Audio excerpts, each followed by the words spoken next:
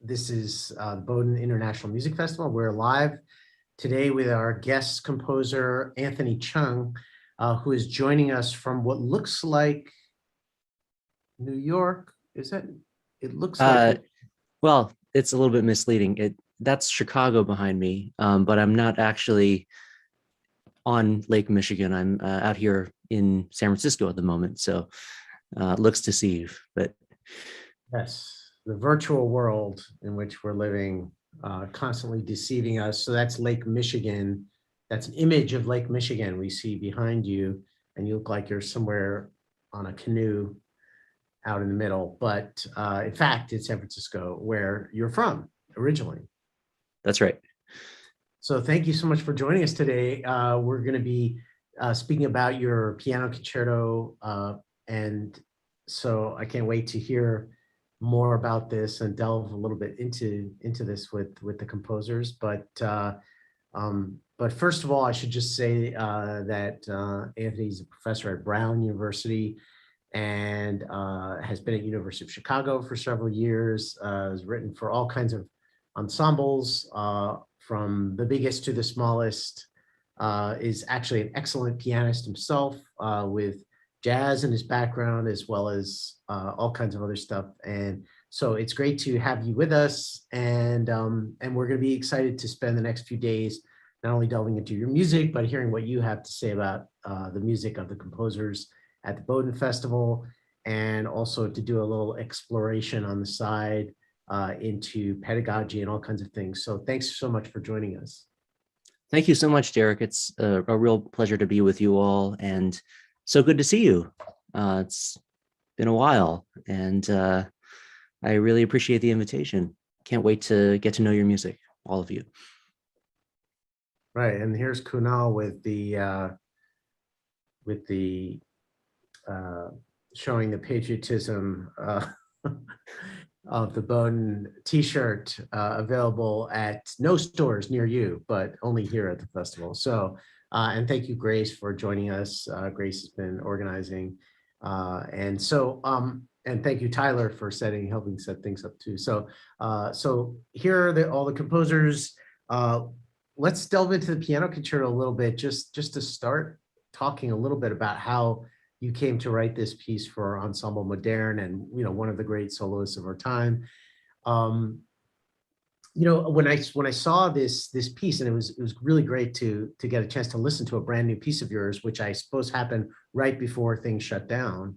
You were over there for the premieres, I assume, and what I did notice was this. There's a tendency among composers now to start to write in a concerto format, which is much smaller than what one had been used to. And I suppose one of the instigators of that was György Ligeti, with the piano concerto, which was written for a very small ensemble, really, but sounds very full. And I was wondering, that particular piece, I guess written in 1980 or thereabout, or in the 80s, mid 80s. I was wondering if that was a kind of jumping off point for you in terms of exploring writing a chamber concerto, almost a concerto for chamber ensemble, which still sounds very robust. Yeah, I appreciate the question.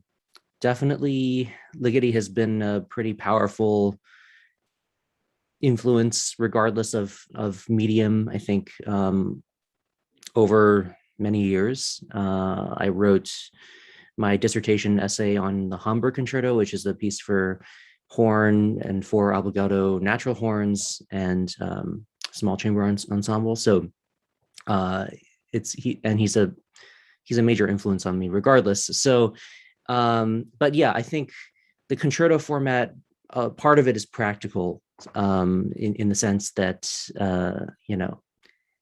I think there are just more opportunities to work with sinfonietta-sized ensembles like Ensemble Moderne, which is at its core 16, 17, 18 musicians. And they've created an entire repertoire of new works like the Ligeti, although the concerto wasn't written for them, but they've they were the first to record that piece actually with Uli Viget, the soloist whom I wrote for, and his kind of like steel toned, very, very powerful, independent layering of sound was like a huge influence on me on this piece. So yeah, I think part of it is practical, just the chance to work with an ensemble and still write in a concerto medium, but also make every part really like a soloist and very robust and interactive, and not so much thinking about these large groups of masses of sound, you know, versus a soloist, but more complementary, or, you know, it can also be antagonistic in that kind of, you know, traditional scheme of a soloist and ensemble, but the sense of real complementary virtuosity coming from the ensemble, within the ensemble, and, you know, going out towards the soloist as well. So yeah, definitely, like, you know, it's not a piece, this piece is not a piece that could be adapted, you know, if you suddenly double the string count. Whereas that happens with the Ligeti concerto sometimes, or more so with the violin concerto, where people decide to double the string count or triple the string count, and it kind of still works. I think that it might still work for this piece, but I was really conceiving every instrument to be its own independent thing, and to get the balances just right because of that. So yeah, it really is like a concerto for piano and 16 musicians. Well, I mean, you yourself are a great pianist. I mean, I remember when you played uh, I'm trying to remember them again with the C, your solo pieces in New York. Oh, the roundabouts, I think. Oh, that was roundabouts. Okay, so it didn't begin Yeah. with. So there Was you go. that was at Sonic Festival, right? Which you organized with ACO. Yeah, yeah, and that was, and you were. I remember that you played that work in the context of Italia Ensemble, which you co-founded. That group that champions composers, and so. But that one had some jazzy things in it as well. This one, there is, I hear that there. I hear the ghost of Cecil Taylor and some other pianists kind of creeping around here, but what I noticed mostly was, in some ways, and what reminded me of the Ligeti concerto was that there was something anti-virtuosic about it, in the sense that the piano doesn't occupy the role that it would occupy in a romantic concerto, but maybe more in a Baroque concerto, or that it's an instigator and it's a kind of partner with the other instruments and weaves in and around what they do. Yeah, I think that's a really great way of seeing it. It doesn't mean that it's not virtuosic. I think there's a lot of yeah, I shouldn't have said virtuosic is probably bad, because it's very, very difficult. But what I mean about it is that there's a certain kind of a virtuosity for virtuosity's sake that we have in the romantic concerto, that this, in a way, eschews, like it pushes that away a little bit. Yeah, I think so. In the sense that it's not, you know, it has a lot of like large gestures and big dramatic moments, and certainly, you know, requires a lot of kind of technical facility. But at the same time, it doesn't feel like it's, hopefully it doesn't feel like it's a surface level virtuosity where, you know, you have these things that are made complicated. You have these like gestures that are made complicated by, you know, extra arpeggios or extra runs or extra notes, you know, kind of for the sake of them, but more because they're an integral part of, you know, the dialogue that's going on with the rest of the ensemble. So yeah, absolutely. And I think that I'm always very conscious also of, especially, you know, in working with smaller ensembles, smaller chamber orchestras and ensembles, but also orchestras, of giving instruments, all instrumental families and soloists and whatnot, their moments as well, kind of maximizing their potential within the piece, even if the project of the piece isn't necessarily one about giving the utmost at all times, for all of these instruments, but I'm conscious of maximizing their language and their ability to be expressive within the piece for what the piece is trying to do, whether it's finding new combinations within, or trying to have as much extreme contrast between the materials within the instrumental families. And I think that probably comes from also a pretty robust engagement with a lot of repertoire of the past, and also my background as a performer, what it's like to not only play solo piano, but also sit in an orchestra, for which I did for a number of years, but way in the back in the piano, as the pianist, as the lone pianist most of the time, sometimes cellistist. So I know what it feels like to be in an ensemble, and often to be kind of left out. And but that's how I could kind of take in the sounds of all these instruments, and see how they kind of swirled around and interacted with each other. So that was a big part. Just like sitting in an orchestra and listening and taking it all in was a huge part of my as my background growing up. Well, I just learned a new word, cellistist, which I never would have known, unless you made it up on the spot. I'm not sure, but I made it up thinking that it might be real, but I don't know. that's always the best way. And you won yourself two friends by having by choosing that particular Ligeti piece to make reference to, because we have two hornists among the composers, Tyler and Patrick. I think, Patrick, you're a lapsed horn player, right? But Tyler is not a lapsed horn player, so still very much performs at a very high level. So anyway, three cheers for Ligeti and the horn.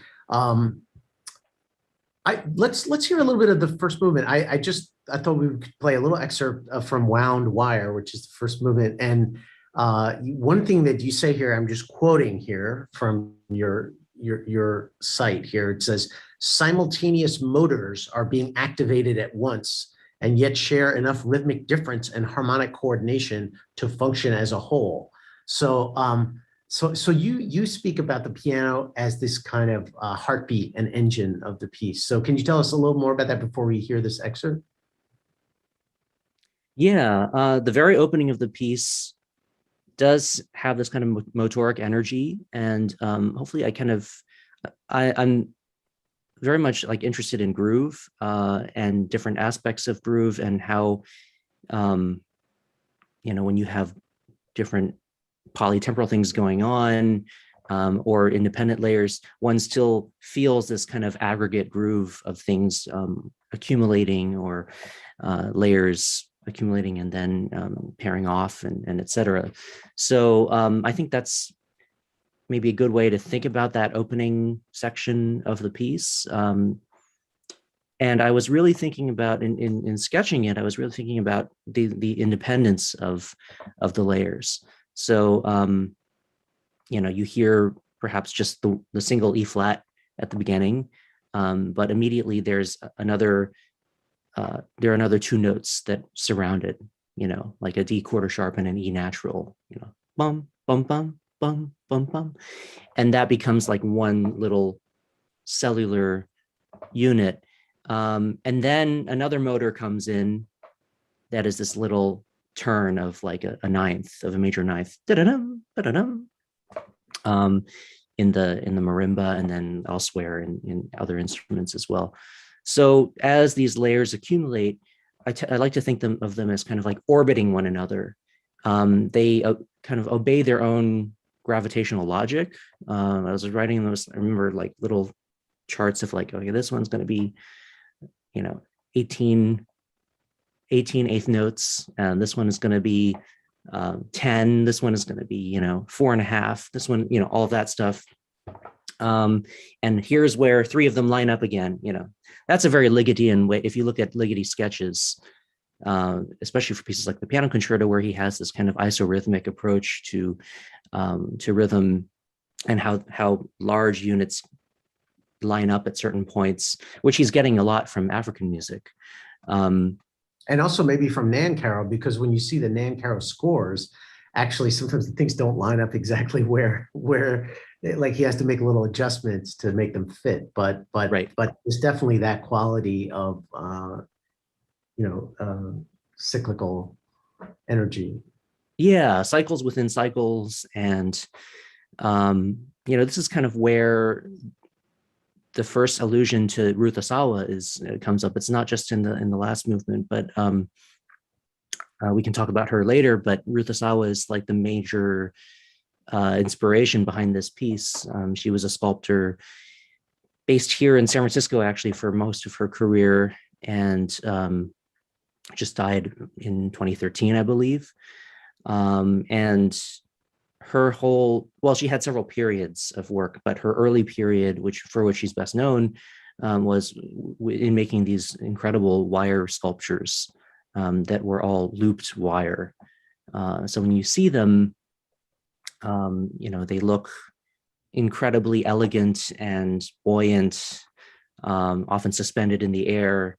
But the materiality of the that she's using is very hard, hard wire that is looped into these very intricate structures. So there's a kind of tension there between the materiality and the actual visual impact.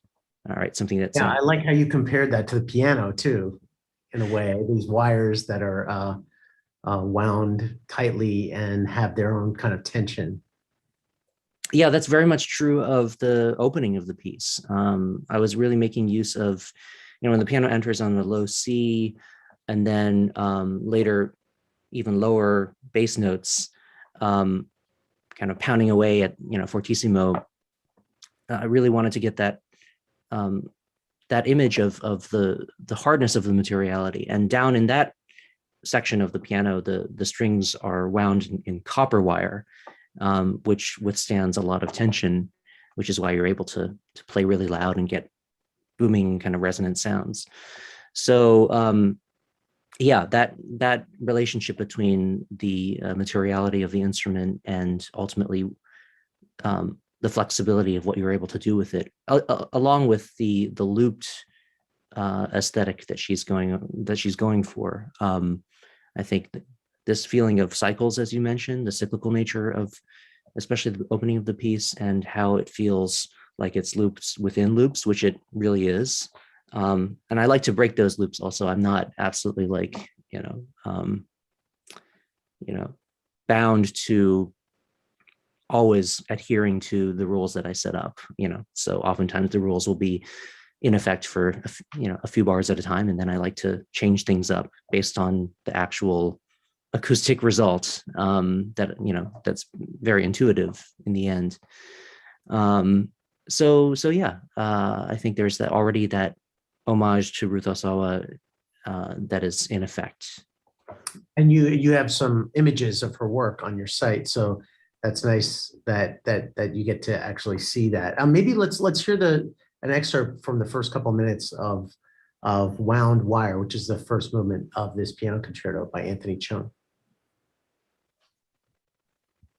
Should I play that? Or? Oh no, I think Grace has got it queued up, so okay, great. We will DJ for you.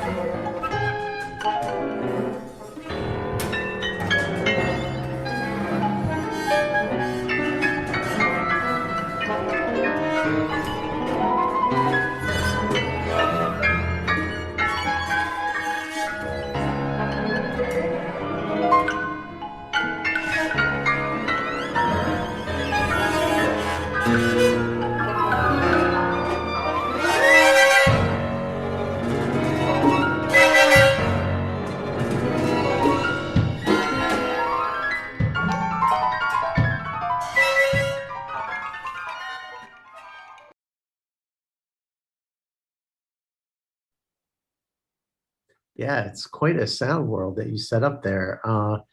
Something else I noticed about this piece, by the way, and I don't know if this was how conscious this was, but I felt like a lot of the gestures are descending gestures. They move down. Mhm, mhm. And I just started to notice that as I was listening to the piece. I mean, it's not that there aren't gestures that move up, but it feels like there's a preponderance of gestures that take you down, that move downward. Yeah, that's really interesting. I don't necessarily think it was intentional, but um, there is something kind of like a gravitational force that it feels like that it's always like moving towards, as you say, like in a downward, almost lament-like way. And the number of steps that one moves down, especially what after, well, the initial piano thing goes up, boom, but then dun dun dun dun dun, almost like counteracts that. And most of the other instruments are kind of fixed, but then move down. And the number of steps is constantly expanding and contracting, the number of steps of going down. So I liked that feeling of something that is some expectation that is set up, that one feels like one is going to hear, like that downward movement.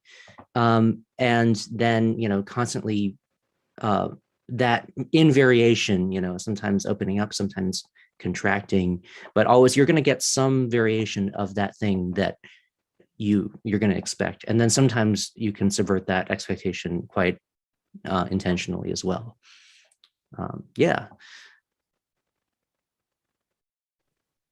So as you move through this piece, can you talk a little bit more about Azawa and her influence on this piece? Just because I think it's really interesting, composers sometimes draw influence from concepts or from something more abstract, but making reference to another artist's work is something that you see a lot in contemporary composers' works. And how do you map onto your work what somebody's doing in a very different genre? And where's the point where you take inspiration? And this also is a question. It's kind of a two-headed question, I guess. So how do you deal with that kind of place where the other artist's work stops and yours begins? And I also want to ask that about this question about cycles and choosing, because clearly you're very careful and methodical about your choices of, kind of ratios, mathematical kinds of, in order to set up cycles to find your pitches and all that. But then how that collides with the intuitive is something that I think is fascinating. Where's the point at which that happens?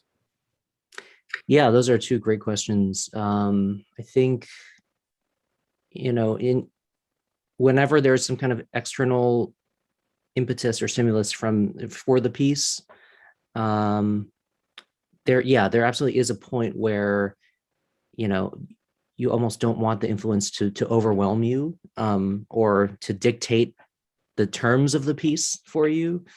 And I think in the case of Ruth Asawa's work, I was able to have that really be a springboard and a metaphor for certain aspects of the piece. And it's a metaphor for all three of the movements, because in the first movement, it's about that kind of, it introduces us to the concept of the loop within the loop, and continuous transformation, where you can see all of, one of the things I like about what she said was that forms, the quote that she has is, forms envelop inner forms. And so you can hear that's, I think, the connection to cycles for me. But that can be very open-ended in terms of how you choose to represent that. It can be motoric and mechanical, as is the case of the opening of the piece, but it can also be quite lyrical and, in terms of tempo can vary widely in how you choose to represent that. So the second movement still takes that principle, but it's highly contrasting to the first. It's got these big arches of lyrical lines. Timbrally, it's quite different. I'm still making reference to wire, but in terms of the metallic sounds of the second movement, I'm interested in. I bring in like a electric keyboard sound, that's a Roland sound, Fender Rhodes sound, and then also, complementing the timbre of, I've kind of shifted from the lower strings of the piano to the higher strings of the piano, and complementing the kind of resonance of that is like, are instruments like the steel drum, which for me has a kind of resonance and attack decay envelope that is similar to what you hear in the Fender Rhodes, for instance. This kind of inharmonic, really, they complement one another very well, even though they're, from very, very different sources. And so have different connotations also kind of culturally. I mean, the yeah. Fender Rhodes you're associating with a jazz band or listening to Eddie Gomez or somebody like that, Right. playing with, but then, like Bill Evans, Eddie Gomez album or something. But then with steel drum, you bring up connotations of the Caribbean, but being a Trinidadian instrument, but it has a whole kind of context that's completely different here. So you're using instruments out of their context, which also brings about some maybe some culture shock. I don't know. Yeah, absolutely. And I'm, always very aware of trying to do so in a sensitive way, where you're alluding to their practices, their original practices, but at the same time, where can you go with them in terms of, having a conversation with instruments that historically, culturally might never have crossed paths, And I think that's the case in that moment in the second movement. But yeah, going back to Ruth Asawa's influence, then in the third movement, it starts off very high and ethereal. And we're back to this, but we're now going in this single line of very fast cascading notes at the 16th note level, and kind of molecular level that we hadn't heard so much earlier. It was more mechanical rhythms and mechanical writing in the first movement, and it was more lyrical lines in the second movement. Now we're going more kind of moto perpetuo in the third movement. And yet I think that the principle of the loops and loops within the loops still applies. And that's really the movement that I think has the most resonance with her work. And probably, when you close your eyes and visualize her body of work, you can probably make the most concrete connections to the actual sound that's going on in that movement. So yeah, I like ideas that, inspirations that can take a lot of different forms, even within the same piece, because I think I like a lot of contrast within pieces. I think, which is why, I'm very drawn to miniatures and suites and movement, contrasting movements within a larger work, or even within a larger movement. Just because, as I said, part of it is just wanting to have a lot of variety within a piece. And if there's an image, if there's a metaphor that can help me attain that, that is open-ended enough within itself, then I like to run with it. Well, you'll find lots of miniatures fans here because a lot of these composers wrote miniatures for the final concert.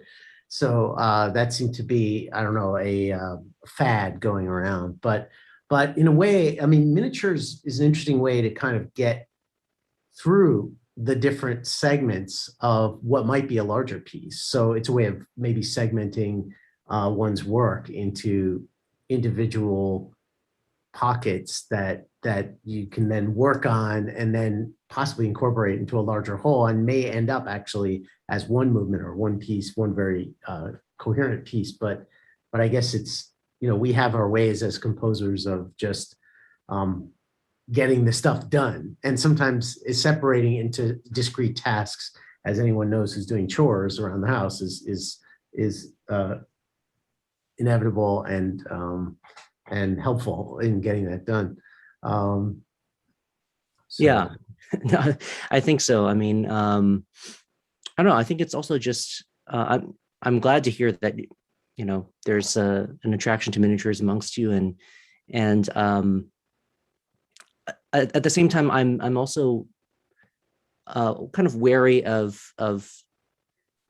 like things that, like, too many non sequiturs, within a larger movement or work, and so somehow, if I can aim for a lot of contrast but still have things tie together, that's also like a kind of happy medium.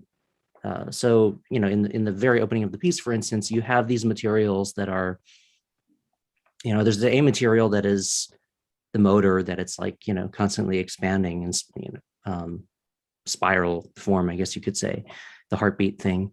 And then the secondary material is punctuated by large brass, loud brass outbursts.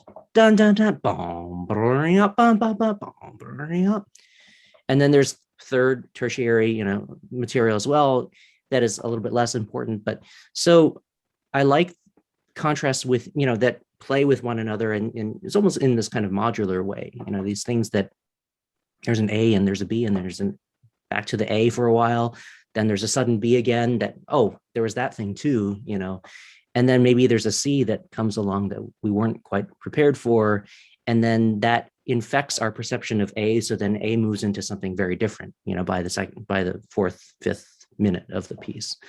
And I think that maximal contrast and miniatures and variations can help tie and stitch things together, and not be necessarily completely autonomous on their own, but can have a conversation with one another that behaves in this kind of modular way.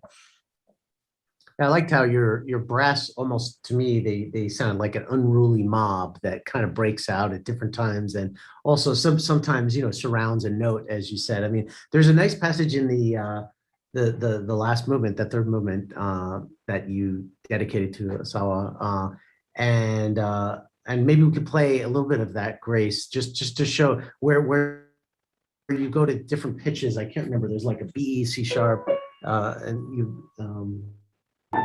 I don't know, you go up to, but you have these different really discrete pitch areas which feel galvanizing somehow. Yeah, do you have the moment? Okay.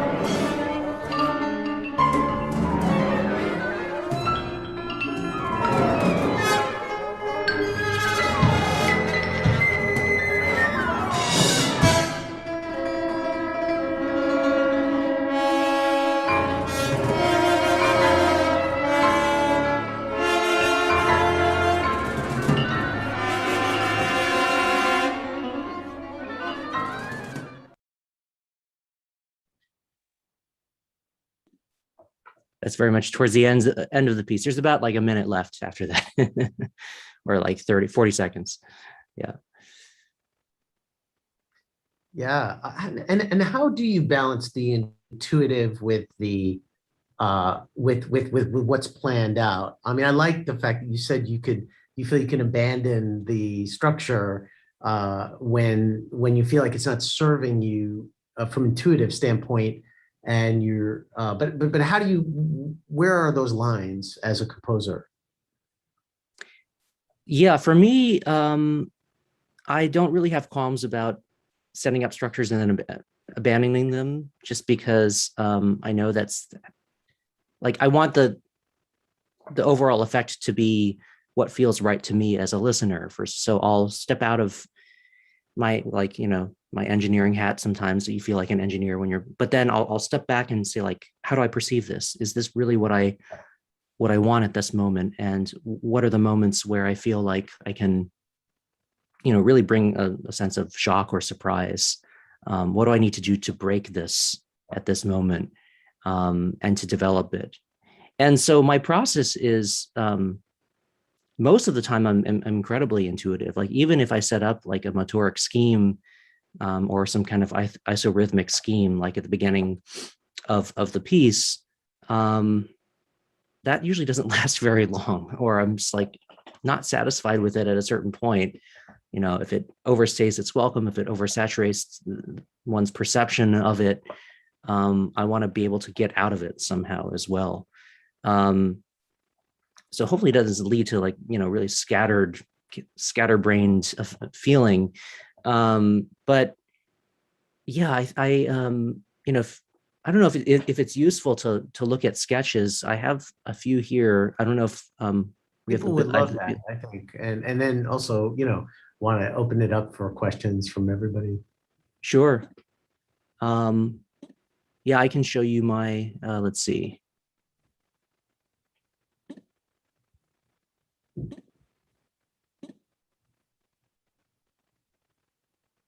Okay. Can you see that? Yeah, so I do a lot of sketching these days on my iPad, and I really like the ability uh, to have multiple layers and colors going on at the same time. This is a sketch for the long harmonic progression that takes over the second movement. That's primarily in the strings. You can see these chords. So the first layer is the chord progression, and it's kind of know where it wants to go in terms of direction and in terms of tension and release, where it wants to end up. But then within that, there's a sense of, like, how do you make those swells work? What are the timings of that? Haven't quite figured out the timings yet. So I'm just going to go with the chords first, doing a lot of stuff with the inner voices, making sure that, we can hear those as well, because that's a big aspect of that chord progression. And then, so there's a kind of like skeletal structure, which is how the chords move in the background, but oftentimes that's not the primary layer, right? It's the thing that's happening underneath that's moving towards a resolution. You can see on the second page. At a certain point, you have these sine tone generators that 8 of the musicians in the ensemble play. So I knew that at a certain point I wanted an 8-note chord, which you can see at the bottom right, that those eight tones in green right here. I wanted that to overtake the harmony of the ensemble. And so how do you get from that initial chord progression, moving towards that, and a feeling of gradually sloping upwards, and then have these sine tone generators completely take over, and do that in a way that is, so we're almost not aware that it's happening. So that was the challenge. I kind of knew that, starting with point A, like chord progression, going to sine tones, but then how do you get there? So you start to think about shapes and start to think about slopes. And then at a certain point, so oftentimes my chord progressions will be, or my gestures will be completely visual first. And then I'll find ways to connect the dots in terms of the actual notes, the actual harmonies. But it wants to be gestural. It wants to be visual. It wants to have the feeling of register, and then the details can be worked out later. And that's kind of what I'm doing here. And then I go from there to a kind of short score where you can see the chords in the middle, the fourth and fifth staves right there. And then all the other stuff that's going around it, these descending gestures that are also getting subsequently higher and higher with each iteration. And do I actually have an excerpt of the score? No, I don't. Not in that moment, but eventually it gets to full score. And so, yeah, it's this process of oftentimes, sketching the iPad with very basic concepts and ideas first, figuring out, not necessarily knowing every step of the way, but a general picture of where I want the section to go over the course of 2 or 3 minutes, going into short score and then going into full score. And when I'm going into short score, I'm making more of the orchestrational decisions, although I kind of have an idea of what that is already in this process here, knowing that it's strings, knowing that there are brass mutes with kind of swells that are going in and out of the inner voices, knowing that there's a big pedal point in the bass note, starting with C sharp, and then eventually there's a big moment where an F enters on that second page. So there are certain things that you can work within and then work towards, I think, in your sketches. And I guess while I'm here, I might as well show some of the Ruthasawa work, which is really beautiful.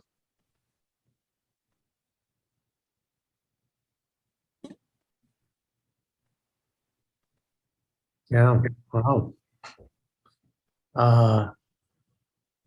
Very evocative forms there, and very dynamic too, as well. So I can see how they inspire music.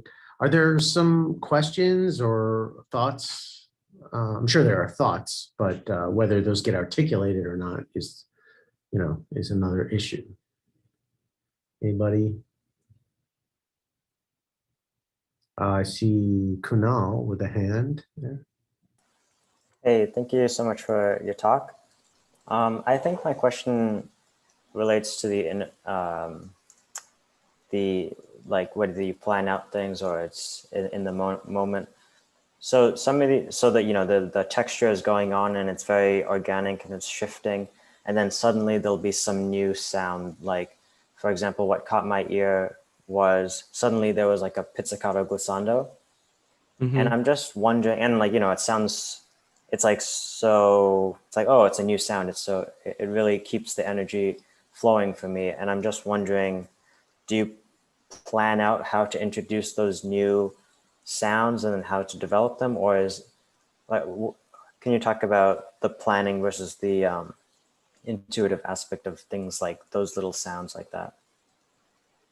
Yeah, that's a really good point. Are you talking about the moment towards the beginning of the piece where in the first movement? Yeah. In the first moment, yeah, where there's suddenly you hear a pizz, I think it's in the cello where it goes boom like that, right? Yeah. I think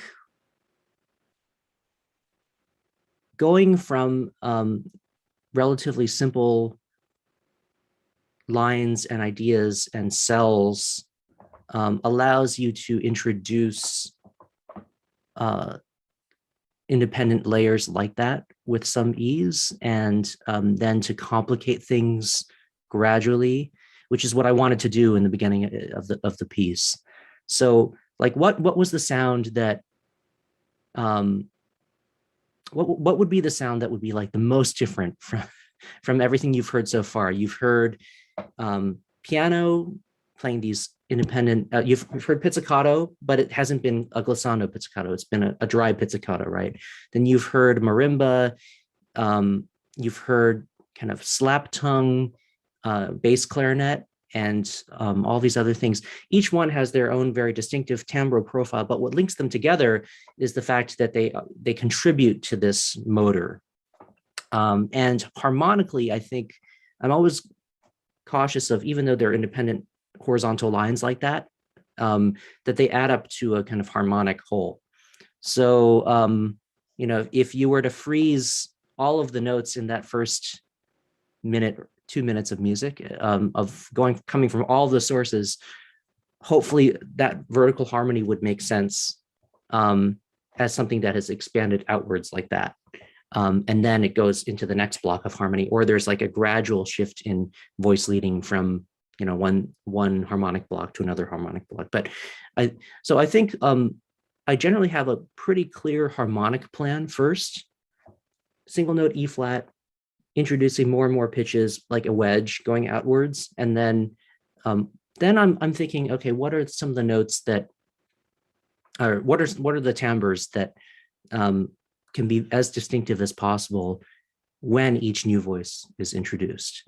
And I don't necessarily know that it's going to be that pizzicato in the cello that with the glissando yet, but I know that I want it to be pretty distinctive and new with its own timbral profile and with its own rhythmic distinctiveness, when it enters. So I'm kind of like, in the dark also figuring things out. And it's like in orchestration, you see what you have before you and you see with all of the possibilities, and you try to try to almost envision it like chess, where you see like 4 or 5 moves ahead and all of the possibilities of the board before you commit to the thing, that because every decision that you make is gonna multiply all of the possibilities tenfold, 20-fold, every time, whether it's combinatorial or whatever, timbral. So yeah, and then at a certain point, you just do what feels right in that moment, and timbrally and coloristically, and then go with it and commit to it. That's why I don't usually have a grand plan for timbre or for color, but I have little pockets of plans for density and for verticality, like how many notes at once, and then the other decisions can go with the flow. Thank you. Derek, you're muted. Someone had to do it. So yeah, it's an interesting balancing act, because I like how you described that when you want something new, that texture has to come in maybe with a different instrument or a different sound, because we've talked a lot about that in different scenarios this summer about how it's hard to interrupt yourself, so therefore using the the orchestration to your advantage. I saw, Francesca, you had a question. Yeah, I wanted to talk more about this balancing of planning versus intuition, because I've definitely struggled with it, especially in recent years, where you create a very, very specific plan and then you almost box yourself in. And then when you try to write, you feel like your hands are tied, but it's hard to let go of that plan. And then you feel like, okay, if I'm letting go of this plan, I need to make a new one. So balancing that is really hard. And I wanted to know if you could talk about that a little bit. Yeah, I think that's a really good point, and something that I think a lot of us deal with and struggle with. And I think it's why I don't do a lot of pre-compositional things in the end. It's pretty rare that I, like, for instance, that I have a sketch of the form of a piece before I go into it. I know it's a big thing for a lot of composers, and it helps give a sense of proportion and and timing, and oftentimes that can be stretched at will, as you're in the thick of the process. But I think I like to for me, I like to find the materials of the piece as they come along, or there's a big kind of brainstorming component to how I come up with material at the beginning of working through it. And I don't think it's really pre-compositional in that sense of like trying to fit all of the parts and come up with a grand scheme of or a structure. But it's more like brainstorming all the possible interactivities of material that could work in a piece or in a movement. And then oftentimes they're just like totally unrelated, but you find a way to connect the dots somehow. That really works for me. It doesn't really work for, I know, a lot of other people. But it works with the particular aesthetic that I go for because there is that feeling of like interruption and surprise and maximal contrast that, so if you're just kind of like improvising on your instrument or improvising with ideas, oftentimes those ideas will be very, very maximally contrasted, right? I don't necessarily know how they're going to fit with one another, and I don't know necessarily how they're going to be juxtaposed in what order and whatnot, but I'll find a way to stitch them together, and I'll find a way to get from one to another. And that's part of the fun and the challenge of the compositional process. But yeah, which is why these little kind of brainstorming sessions can be really useful, and not either completely being in the dark and going from A to Z from the beginning of the piece to the end of the piece, and just I've sometimes worked like that before and with mixed results, that would be one extreme, and the other extreme would be to come up with your proportions and your structure and the map of the piece all beforehand. That's never worked for me. But within sections of pieces, that has sometimes worked. If I have a very particular idea for timings and how I want to introduce, a big moment in the piece or a climax or something, and I know that there's a goal in mind, I'll find a way to get to that goal, but I don't necessarily know how to get there. It's that process of discovery along the way. So yeah, is that how are you working these days? I'm just curious. That was really helpful that you said that enjoying the process of discovery while you're writing and not trying to do all the discovery beforehand. I think that's a really nice way of thinking about it. It's kind of making the composing part fun when it can often be horrible. Yeah, I mean, I think it's important to have that sense of discovery, constant discovery and wonder as you're going through the process, because it is, well, not horrible, but it's very tiring. It's very work intensive, and you're racking your brain about things, and this constant sense of unease of not knowing where you're going to be. You can either take that and run with it and really I don't know, like embrace the unknown aspect of that, or you could let it kind of overwhelm you and say, like, I just don't know how this piece is going to ever resolve itself, or where it's going to go next. But I like to think that that aspect of discovery along the way is one of the most satisfying parts of what we do. Well, that's a nice place to wrap up this interview and talk. But luckily, they're going to be spending a lot more time with you in today and tomorrow. So you'll get to know a little bit more about all of their work, and we'll get to talk about a lot of these subjects in more detail. So I just want to thank you, Anthony Cheung, for joining us and sharing a bit of this work with us, which is really beautiful. And I don't know if there were other performances scheduled that didn't get to happen, but hopefully they will happen in the next months and years to follow. So congratulations. Thank you. Yeah, thank you so much. It's I really appreciate your questions and your willingness to listen carefully. And yeah, there actually is a performance of this scheduled in about 3 weeks in New York. Oh, Part of the Time Spans Festival in New York at the Domena Center on the 28th, if people happen to be in New York. So that'll be the US premiere. Some of them do. So maybe we'll join you en masse for that if possible. Great, and that's a great festival. So so lots of reasons to go there too.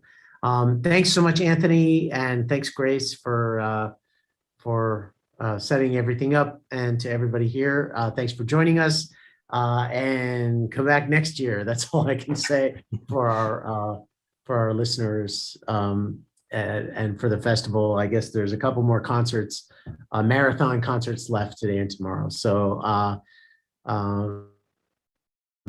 so we'll